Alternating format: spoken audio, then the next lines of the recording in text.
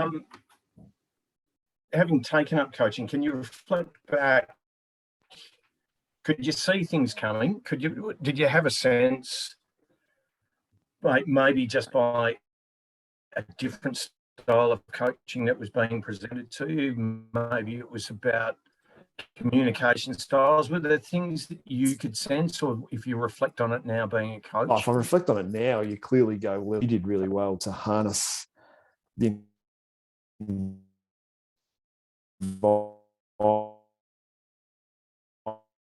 environment that was sort of created. There was, we had recovery down at Mentone Beach and came back to the club rooms, and there was a full banquet put on, big table down the middle, would have been 30 newspapers, everything, like milk, fruit juice, anything like that, a full brekkie cooked up for us. And I reckon we stayed there for 8 hours that day, because it then turned into cards, and it wasn't a drinking type thing. It was just a social, turn into cards, turn into being there for the afternoon. And that was a real catalyst, because then we had to then play in a prelim final the next weekend, potential to go out in straight sets. And I still remember Bevo talking about that different media things he's done. So that was probably his most nervous time as a coach, was that period, that C grade one. So you do look back at little things that you pinch as a coach, and you put into practice and you put into play. Some of it works when you're coaching your own team, some of it doesn't. But that's part of the what you experimenting as a coach as well. Even just reflecting on that moment, I think maybe I can hear a couple of things. One is ignore the result and go to the connection. And the second is don't get down on yourself. Don't take a mental journey of doubt. Stay even.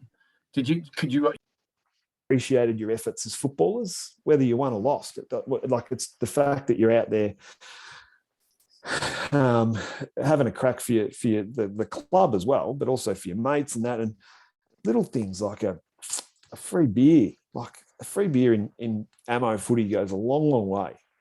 Anyway. Oh, but it does, and those little things where you come in the bar, and then all of a sudden someone races over you from the committee, or an older bloke, and goes, "Here you go, I've just bought you a beer. Well done today." Those little things do last on you.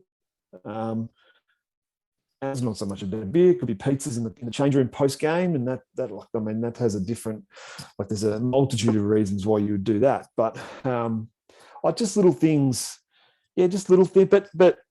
Socially, we probably went, like, we partied pretty hard, but we played pretty hard. And I think that was part of it as well. Like, I think that really grew to, and we were behind closed doors once we got off the field. If we'd won the game, when we were with ourselves, we were really quite arrogant. And there was a real celebration once we were just ourselves. And some clubs may have seen that, snippets of it, and thought, geez, these guys are getting carried away. But it was if we won a game, it was a huge celebration. Like the video you saw of the Bulldogs the other week with the music in the club room, that doesn't surprise me at all. I've obviously seen it, but that was going back. We had blokes organised with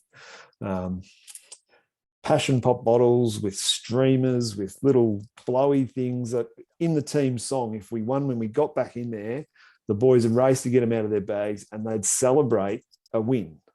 If you lost, leave them in the bags, bring them next week. But if it was a win, then it was like, I remember going to Melbourne High. We smashed them. I think it was in C grade. And it was just out of, like, the music and everything post game. But it was a real celebration. 3 years, did you begin to think that within that 3 years coaching is something you wouldn't mind following? Yeah, definitely. It was one, I still remember, it was a function night. And I can't remember what year it was of those three, but obviously being a teacher and being around Luke, and I remember him saying, you should aim to coach this club one day. And that I think just triggered to start doing some running coaching at Stingrays, and then start doing the under 16 program there whilst I was working in Berwick at Beacon Hills College. And so I'd come back to Dandenong on the way through Mordialloc and stop then the sessions, the night sessions there.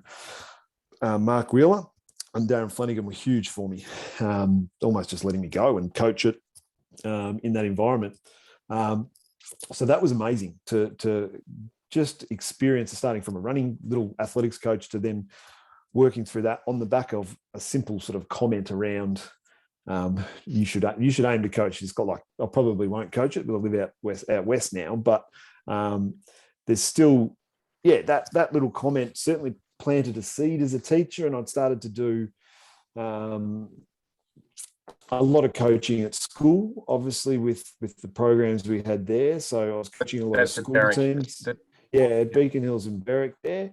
So that was sort of overlapping at the time where I was taking like a year 8 team for footy and a year 10 team, and then maybe a grade 4 team and that sort of stuff. So that sort of just got the ball rolling to think, oh, maybe I could do this, and maybe as a teacher, there's something there that I can help them with.